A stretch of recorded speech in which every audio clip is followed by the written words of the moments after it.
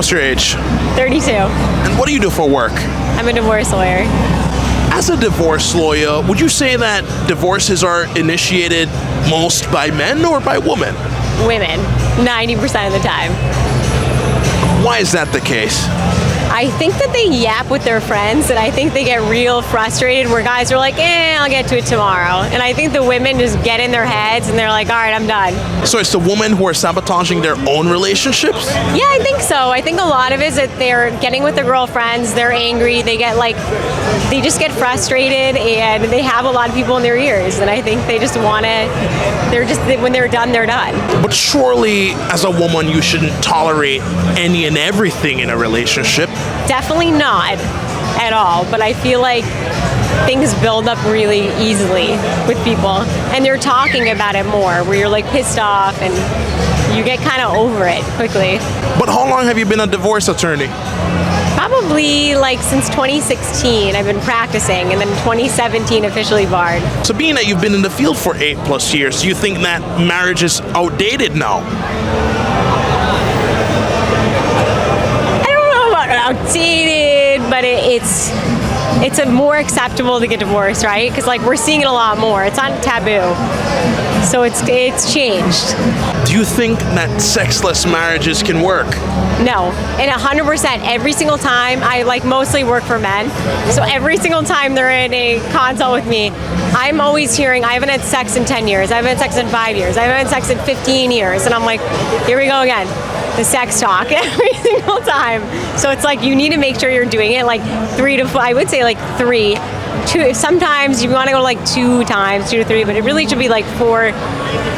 2 to 4 times is ideal. So a lack of sex in these marriages is the most common theme that you're seeing when they end.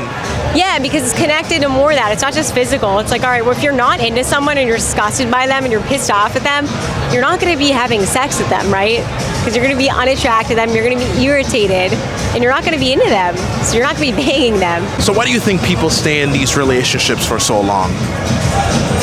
I think they stay in it just because it's comfortable and it's easy and it's really hard. This is a marriage is a breakup on steroids. Like if you're gonna get a divorce, it's not just like I'm moving my shit out, bye-bye. It's like if there's kids involved, forget about it. It's like your whole life is upended. It's a major decision. Your family's affected, your life is affected. Half your crap is gone. So it's a little bit tougher than with just a simple breakup. When a couple goes through a divorce, what's the process typically entail? Someone has to file, first and foremost, someone's got to file. So you got to fill out the paperwork, file it with the court, and then you've got to serve someone, or they have to sign something saying they've gotten it. So either you have a random stranger who's hired by a service, or you have someone that you know go and hand them the paperwork, which is always awkward. Or you can tell them, hey, I'm going to divorce you, and you're going to sign this document saying you've received this, which is always awkward. So wait, they don't send a sheriff out to serve them, or? You can't, like some people will do that where you can get a constable, but it's not a sheriff. If there's a restraining order, you get a sheriff to do it. Okay. That's a whole nother. So they sign that, then what happens? Then they have in California, they've got 30 days to file a response. In Massachusetts, where I'm also barred, like they can just respond. So someone has to respond to it and say, all right, yeah, I want a divorce too, and this is what I want to do. And it's a simple paperwork.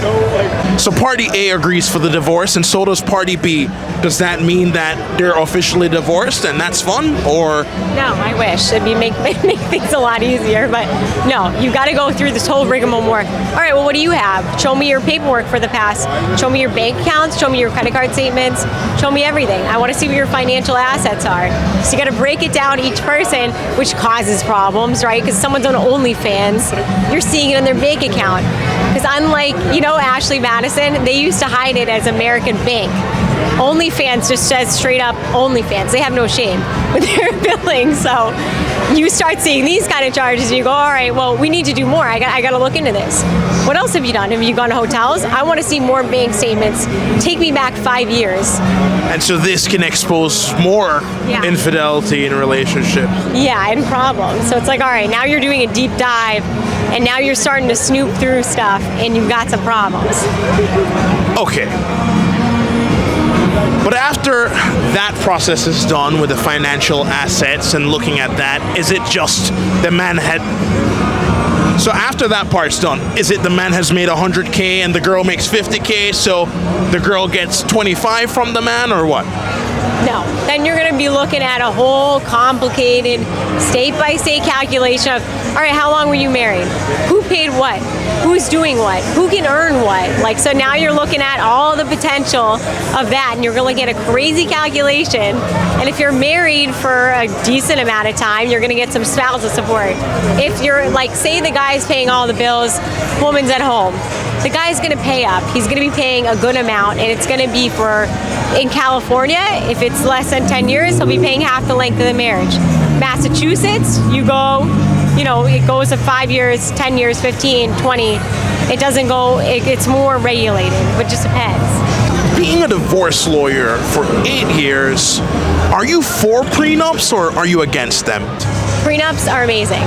I'm a big fan of prenups. When some of my friends get married, instead of giving them a blender, I give them a prenup because it's a lot more useful, and I just do it for free and set it up, and I know the relationships, you know what to put in there, and it's great. So prenups, and you have a roadmap basically of what you're going to do. You can save like 50K on average if you have a prenup, like easily, because you already say you divide this, do that, and you can put like, you can put future stuff in there. So vacation home, okay, I have no vacation home right now, but you put in the prenup and you can divide your vacation home, or say you have a business, divide your business a certain way, you do certain things. But if prenups are so simple, why are so many women against it? Because they want as much as they can get, obviously. I mean, you're not going to go to someone and say, hey, I'll like, you want half my, like, can I give you half the amount you're supposed to get? Who would take that deal? Not many people. So it's not a very appealing thing. It's like going to someone who's ordering a sandwich and said, let me give you half the sandwich. Who's going to eat that sandwich? You want the full sandwich. And what's the biggest misconception you've noticed when it comes on to divorces? I don't think they're as taboo as they need to be. Like, everyone's like, oh, it's so bad, and it's like ruins your whole life. It doesn't. I think like there's a lot of times where people find their second loves, and that seems to be really amazing, and they seem so much more happier and balanced.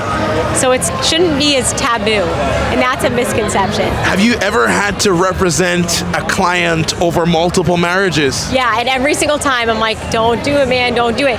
Can you get a prenup? Can you do something? And I have like multiple clients that are like, all right, here we go again. I just tell them don't do it, and they just do it. And I'm like, all right, see you soon. Are you single? No, I'm married. How long have you been married? About 5 years. So how does your job make you view your relationship with him? Just like more, you're looking out a little bit more. You're like, all right, I need to maybe work on things a little bit more. You see stuff that's alarming. And when you're dating as a divorce lawyer, it gets a little crazy, right? Because you're like, all right, let me see how he is angry. Let me see how he is when he's sad. Let me make sure I go through a major event before I commit. Let me see how it is living with this person. So you have to be more aware. So would you say that mentally it still puts a strain on your relationship, or it's just as easy as like working at a 9 to 5? What if I put the strain? I think it like makes it stronger because you know what not to do. Basically, you're like, all right, if I do this, this might be a problem, because you see so many guys complain about like, my wife didn't do this, my wife didn't do that, and that bothered me. So I make sure not to do those things.